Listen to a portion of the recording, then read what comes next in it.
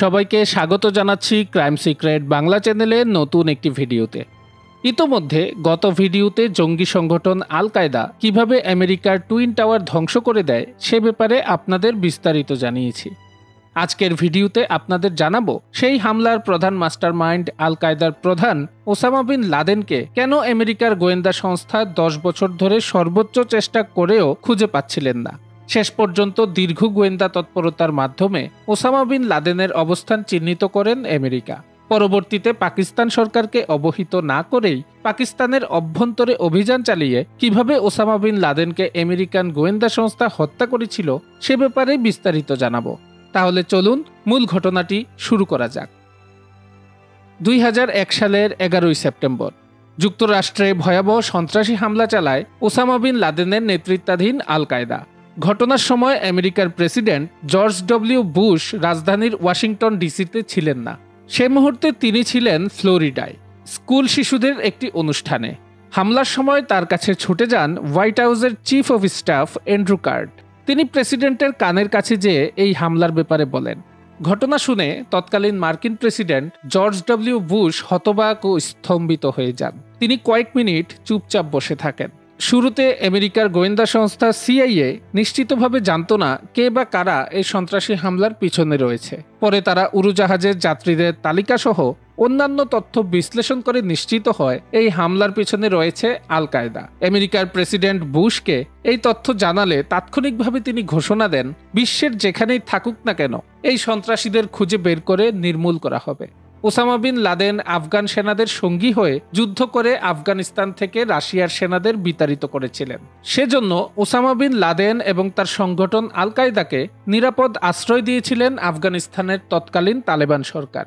9/11-এর twin tower হামলার পরে Osama bin লাদেনকে আমেরিকার হাতে তুলে দিতে তালেবান সরকারকে বারবার বলেছিলেন আমেরিকার সরকার, কিন্তু আফগানিস্তানের তালেবান সরকার তা করতে অস্বীকৃতি জানালে যুক্তরাষ্ট্র আফগানিস্তানে সামরিক অভিযান শুরু করে।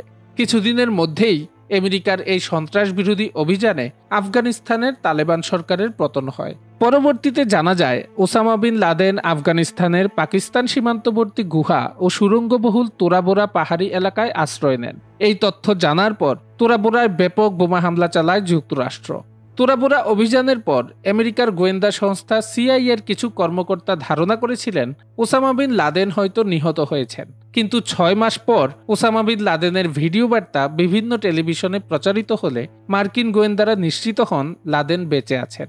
খুদ সিআইএর কর্মকর্তারাই স্বীকার করেন তোরা বোরা পাহাড়ি এলাকায় ওসামা বিন লাদেনকে ধরার কিংবা হত্যা করার পূর্ণ সুযোগ তাদের কাছে ছিল, কিন্তু সেটা তারা করতে সক্ষম হয়নি। ফলে ওসামা বিন লাদেন তোরা বোরা থেকে পালিয়ে যেতে সক্ষম হয়। তোরা বোরা পাহাড়ি অঞ্চল থেকে পালিয়ে যাওয়ার পর ওসামা বিন লাদেনের আল কায়দা গ্রুপ বিভিন্ন দেশে একের পর এক রক্তক্ষয়ী হামলা চালাতে থাকে, কিন্তু যুক্তরাষ্ট্র তাকে কোনোভাবেই খুঁজে পাচ্ছিল না।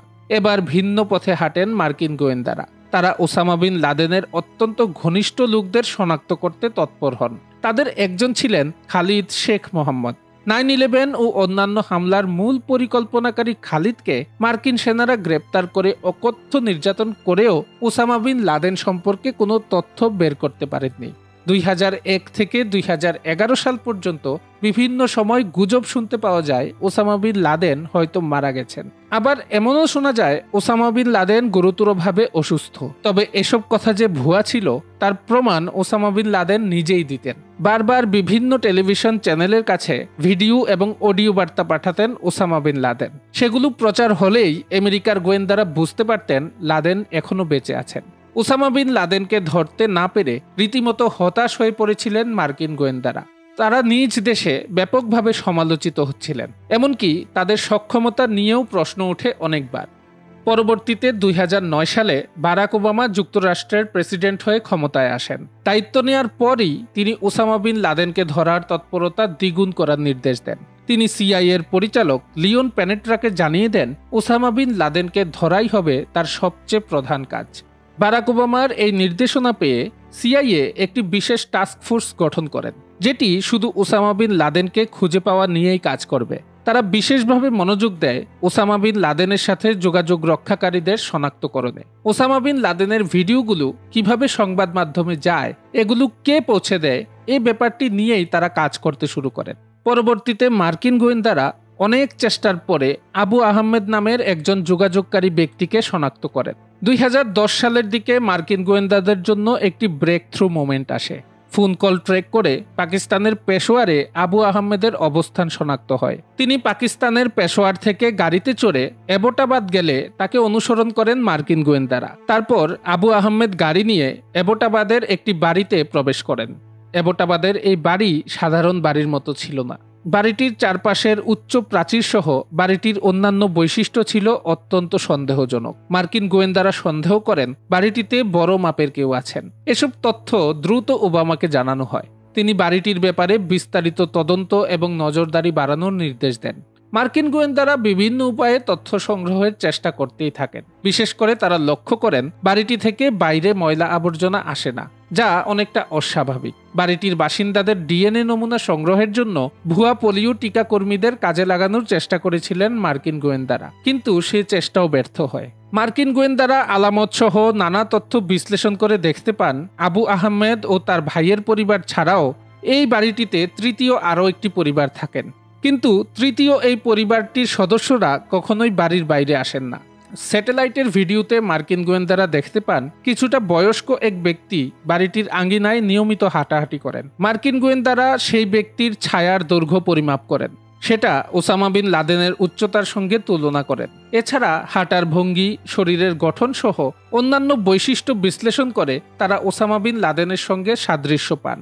এই বাড়িটিতেই ওসামা বিন লাদেন আছেন কিনা সেই ব্যাপারে মার্কিন গোয়েন্দাদের কাছে সরাসরি কোনো শতভাগ প্রমাণ ছিল না। কিন্তু তা সত্ত্বেও ওবামা একটি বড় ঝুঁকি নেন। তিনি বাড়িটিতে অভিযানের প্রস্তুতি নিতে কর্মকর্তাদের নির্দেশ দিয়ে দেন। যুক্তরাষ্ট্রের জয়েন্ট স্পেশাল অপারেশনস কমান্ডের অ্যাডমিরাল উইলিয়াম ম্যাক্রাভিনকে অভিযানটির দায়িত্ব দেয়া হয়। পরবর্তীতে ঠিক হয় অভিযানটি চালাবে বিশেষ বাহিনী নেভি সিলের অত্যন্ত দক্ষ ও গোপনীয় ইউনিট টিম 6। অভিযানের জন্য সেরা সদস্যদের বাছাই করা হয়, কঠোর প্রশিক্ষণ দেয়া হয় তাদের। অ্যাবোটাবাদের বাড়িটির আদলে কাঠামো তৈরি করা হয়। সেই কাঠামোতে শতাধিকবার মহড়া চালানো হয়। পাকিস্তানের সীমান্তবর্তী আফগানিস্তানের জালালাবাদ ছিল এই অভিযান পরিচালনার জন্য আমেরিকার প্রধান ঘাঁটি। অ্যাবোটাবাদে পাকিস্তানের মিলিটারি একাডেমি সহ অন্যান্য সামরিক স্থাপনা থাকায় যুক্তরাষ্ট্রের জন্য অভিযানটি ছিল অত্যন্ত ঝুঁকিপূর্ণ ও রাজনৈতিকভাবেও স্পর্শকাতর। ওবামা সিদ্ধান্ত নিয়েছিলেন অভিযানের ব্যাপারে পাকিস্তানকে আগাম তিনি জানাবেন না, কারণ আল কায়দার কাছে অভিযানের তথ্য পাচার হয়ে যেতে পারে। পাকিস্তানের রাডার ব্যবস্থা কোথায় আছে, রাডারগুলো কি রকম, সেগুলো কিভাবে ফাঁকি দেওয়া যায় সেটাও বিশ্লেষণ করছিলেন যুক্তরাষ্ট্র। সেই অভিযানটির জন্য বিশেষ ধরনের নতুন হেলিকপ্টার ব্যবহারের সিদ্ধান্ত হয়, যেটা সহজে রাডারে ধরা পড়বে না।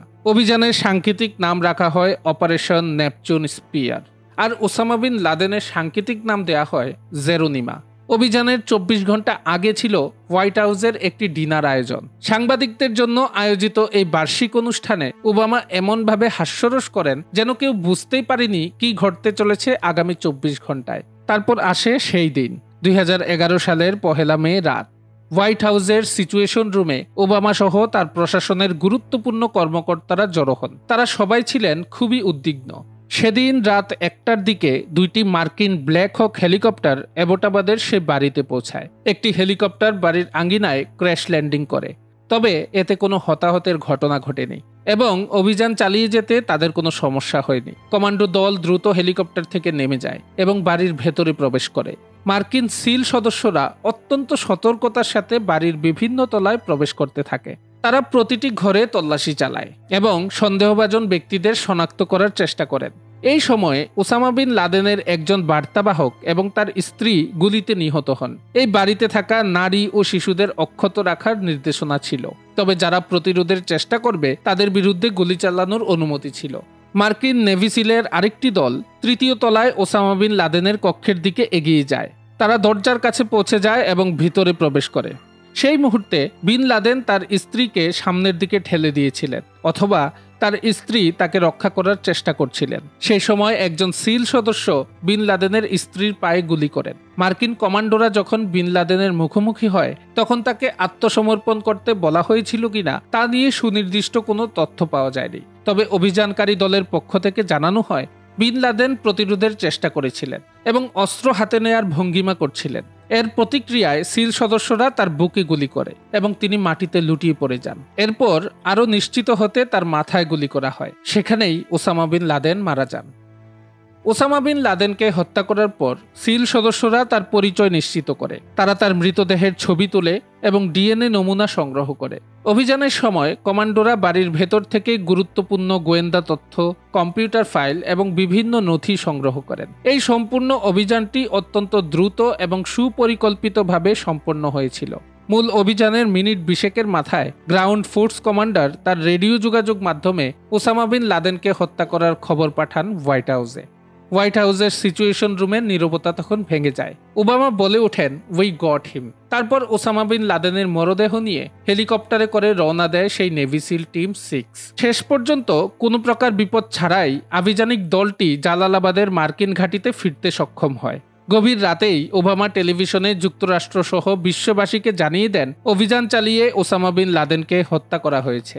ওসামা বিন লাদেনের মরদেহ কি করা হবে সেটা নিয়ে বেশ উদ্বিগ্ন ছিলেন ওবামা। শেষ পর্যন্ত তার মরদেহটি সাগরে সমাহিত করা হয়। এর মধ্য দিয়ে ওসামা বিন লাদেনের অধ্যায়ের সমাপ্তি ঘটে। এই ছিল আজকের ঘটনা। আশা করি ভিডিওটি আপনাদের ভালো লেগেছে।